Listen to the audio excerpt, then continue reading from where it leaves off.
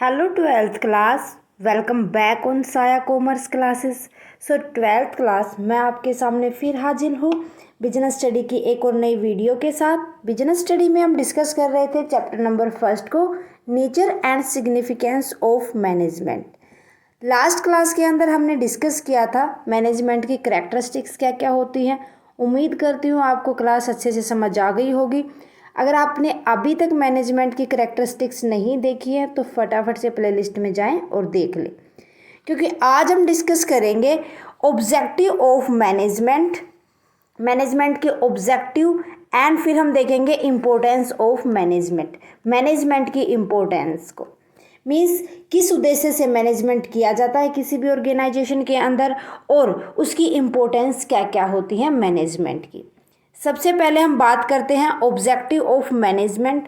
Objective of management के अंदर अगर मैं बात करूं तो फर्स्ट ऑब्जेक्टिव होता है एक ऑर्गेनाइजेशन के लिए, मीन्स एक ऑर्गेनाइजेशन के अंदर मैनेजमेंट करने का उद्देश्य क्या होता है।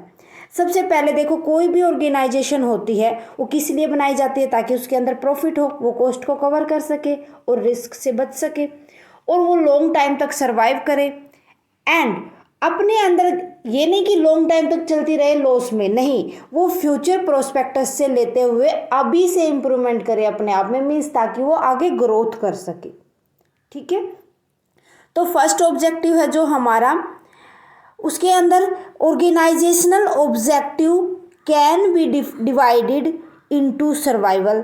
अभी मैंने बताया था ना, सर्वाइवल का मीन्स यही होता है, किसी भी ऑर्गेनाइजेशन के अंदर मैनेजमेंट पहले इसीलिए किया जाता है ताकि वो लॉन्ग टाइम तक सर्वाइव कर सके, means earning enough revenues to cover cost, कम से कम इतना पैसा तो कमाए कि जितना उसने लगाया है वो कवर अप हो सके।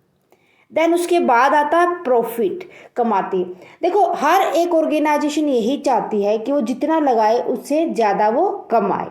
हर ऑर्गेनाइजेशन चाहती है ताकि उसकी जितनी भी कॉस्ट है वो कवर अप हो सके एंड वो रिस्क से बच सके, मीन्स फ्यूचर में उनको अगर कोई भी अनसर्टिनिटी वगैरह लगे तो वो उनसे बच सके। देन उसके बाद आता है ग्रोथ। ग्रोथ, देखो, ग्रोथ का मीन्स बढ़ना होता है। हर एक ऑर्गेनाइजेशन यही चाहती है ना कि वो टाइम टू टाइम बढ़े, आगे बढ़ते जाए। आज उसके अंदर मतलब उसने 1000 प्रोडक्शन किया है तो नेक्स्ट टाइम पर वो 10,000 करे, उससे उसको 10 गुना प्रॉफिट हो, यही चाहती है ना और एक ऑर्गेनाइजेशन। तो इसी उद्देश्य से किसी भी ऑर्गेनाइजेशन के अंदर मैनेजमेंट किया जाता है ताकि वो ग्रोथ कर सके, to improve its future prospect. किस लिए? फ्यूचर प्रोस्पेक्टस का मतलब क्या होता है, फ्यूचर को वो इम्प्रूव कर सके, है ना। सो देखो, एक एक को अच्छे से देखते हैं अब हम।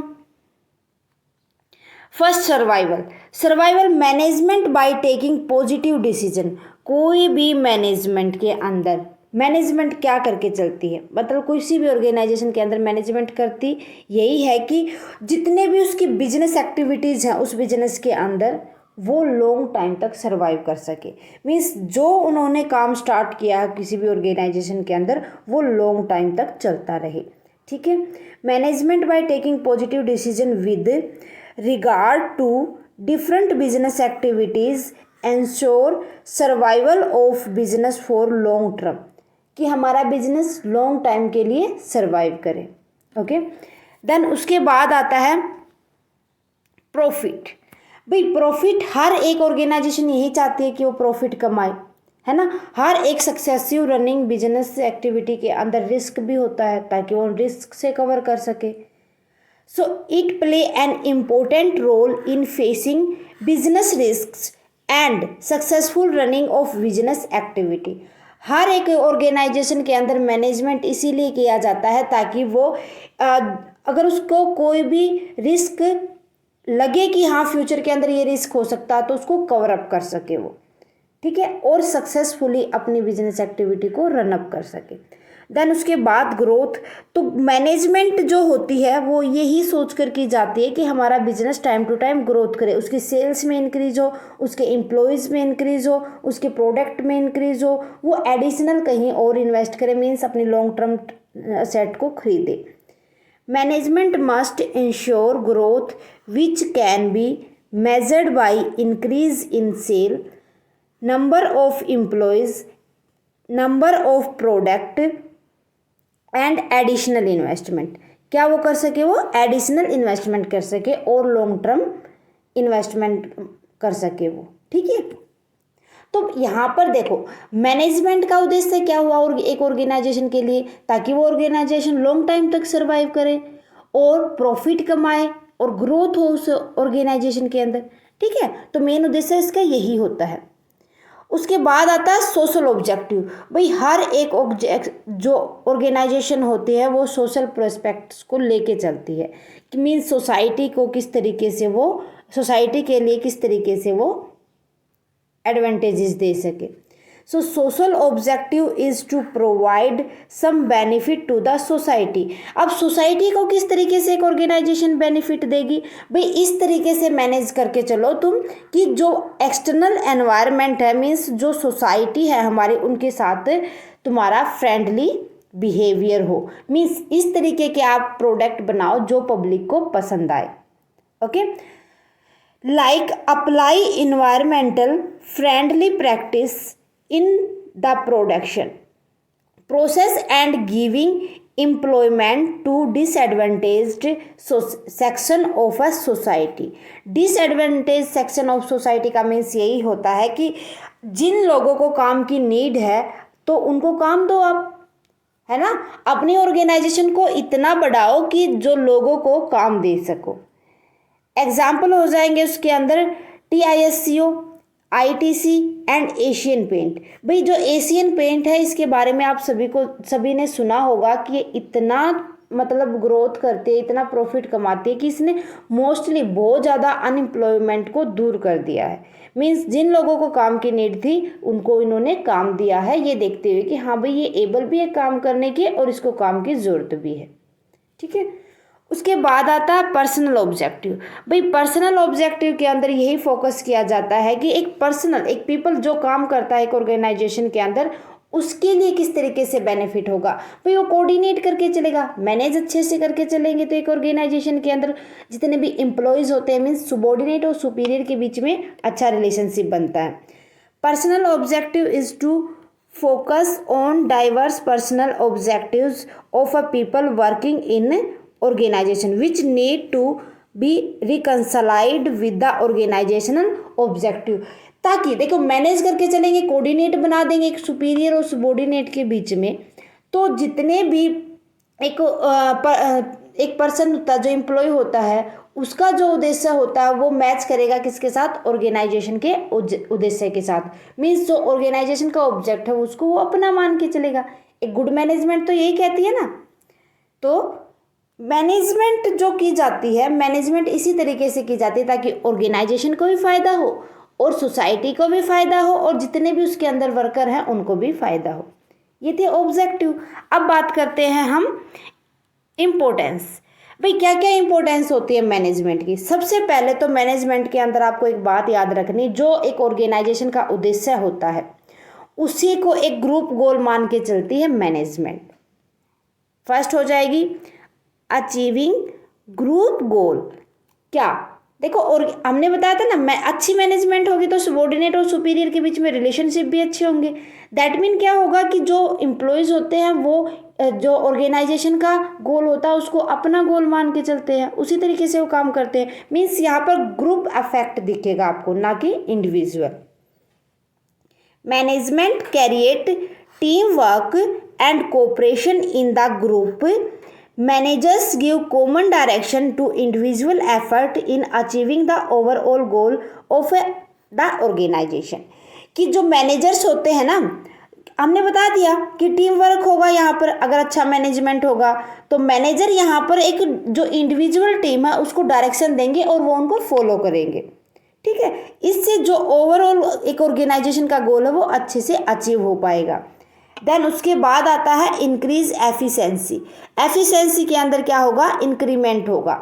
मैनेजमेंट होती है जो यही सोच के की जाती है ताकि कॉस्ट कमाए और कोई भी काम अच्छे तरीके से टाइम पर कम किया जाए। कॉस्ट को कम करते हुए काम प्रोडक्टिविटी को इंक्रीमेंट करना, मैनेजमेंट यही तो कोशिश करती है ना।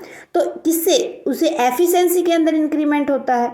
Management increases efficiency by using resources in the best possible manners to reduce cost and increase productivity। ठीक है, कॉस्ट को कम करके प्रोडक्टिविटी के अंदर इंक्रीमेंट करना, ये सेकंड इंपॉर्टेंस हो जाएगी। फिर उसके बाद आता है career dynamic organisation. Dynamic organisation का मीन्स देखो, डायनेमिक का मीन्स क्या होता है कि कोई भी चीज़ एक सार्वभौमिक तरीके से हर जगह पर ओवरऑल तरीके से लागू होना, कि जो मैनेजमेंट होती है ना वो हेल्प करके चलती है एक एम्प्लॉय की, ताकि वो जितने भी उसके अंदर चेंजेस आते हैं ऑर्गेनाइजेशन के अंदर उनको अडॉप्ट कर सके, कोई भी सिचुएशन हो उसको वो अडॉप्ट कर सके और ऑर्गेनाइजेशन उसके अंदर सर्वाइव और ग्रोथ कर सके। प्रॉफिट का यहाँ पर गारंटी नहीं दी जाती, लेकिन सर्वाइव करने और ग्रोथ करने में हेल्प करती है management. Management helps the employees overcome there resistance to change and adapt as per changing situation to ensure its survival and growth। कि मैनेजमेंट हेल्प करती है कि एम्प्लॉय को ओवरकम करने में, जो कि किन चीज़ों से ओवरकम करता है वो एम्प्लॉय, जो उसको ऑर्गेनाइजेशन के अंदर चेंजेस मिलते हैं और कोई भी सिचुएशन के अंदर चेंजेस आता है उनसे। ठीक है, फोर्थ आता है अचीविंग पर्सनल ऑब्जेक्टिव्स, कि जो हमने अभी इसके जो इम्पोर्टेंस के पहले पढ़े थे ऑब्जेक्टिव्स, एक ऑर्गेनाइजेशन के कुछ पर्सनल ऑब्जेक्टिव्स पढ़े थे हमने। पर्सनल ऑब्जेक्टिव के अंदर बताया था कि एक इंडिविजुअल के जो पर्सनल गोल होते हैं वो क्या बन जाते हैं, एक ऑर्गेनाइजेशन के गोल। वो ऑर्गेनाइजेशन के गोल को ही अपना गोल मान के चलता है, तो उसके साथ जो उसके पर्सनल इंडिविजुअल गोल्स होते हैं उनमें भी तो हेल्प करेगी ना मैनेजमेंट, ताकि वो मिलकर एक ऑर्गेनाइजेशन के गोल को पूरा कर सके। So management help the individuals achieving their personal goals while working toward organisational objective, कि जो मैनेजमेंट है हेल्प करती है उसके इंडिविजुअल गोल को भी पूरा किया जा सके और साथ ही साथ एक ऑर्गेनाइजेशन के गोल को भी पूरा किया जा सके। ओके, देन उसके बाद आता है डेवलपमेंट ऑफ सोसाइटी। भाई सोसाइटी का सोशल ऑब्जेक्ट भी तो था ना, हमने पढ़ा था मैनेजमेंट का सोशल ऑब्जेक्ट, तो उसके अंदर उससे भी तो हमें पता चलता है कि जो एक मैनेजमेंट होती है वो अच्छे से अगर मैनेज करके चलेंगे एक ऑर्गेनाइजेशन के अंदर तो सोसाइटी को भी डेवलप करेगा, क्योंकि उनको एक अच्छी क्वालिटी के गुड्स देगा, उनके अकॉर्डिंग काम देगा, जो एम्प्लॉयज़ होंगे उनको वाकई मतलब एम्प्लॉयमेंट की अपॉर्चुनिटीज़ देगा, ताकि अगर कोई भी नई टेक्नोलॉजी आती है उसके अकॉर्डिंग वो प्रोडक्ट बनाते हैं तो पब्लिक को न्यू टेक्नोलॉजी भी मिल जाएगी। ठीक है, तो इस तरीके से सोसाइटी के अंदर डेवलपमेंट होता है। Management help in development of society by producing goods quality product, creating employment opportunities and adopting new technologies. Okay, so ये थे ऑब्जेक्टिव्स किसी भी एक ऑर्गेनाइजेशन के importance, objective and importance. So objective क्या होते हैं, किसके लिए होते हैं, ऑर्गेनाइजेशन के लिए, एक पर्सनल, एक सोसाइटी के लिए, आपको समझ आ गए होंगे। और मैनेजमेंट की इम्पोर्टेंस क्या क्या होती हैं ये भी आपको अच्छे से समझ आ गई होगी। सो स्टूडेंट, आज की क्लास के लिए बस इतना ही। उम्मीद करती हूँ आपको आज की क्लास पसंद आई होगी। मिलते हैं नेक्स्ट क्लास में with a new topic of management. आज की क्लास कैसी लगी मुझे कमेंट करके बताएं। क्लास अच्छी लगे तो प्लीज़ लाइक और कमेंट शेयर करें, ताकि ज़्यादा से ज़्यादा स्टूडेंट्स को भी हमारी ये क्लास प्रोवाइड हो सके। स्टूडेंट, अगर आप चैनल पर नए हैं तो फटाफट से चैनल को सब्सक्राइब कर लें और बेल आइकन को दबा लें, ताकि आने वाली क्लास की नोटिफिकेशन आपको मिल सके। Thank you very much student, bye bye and take care.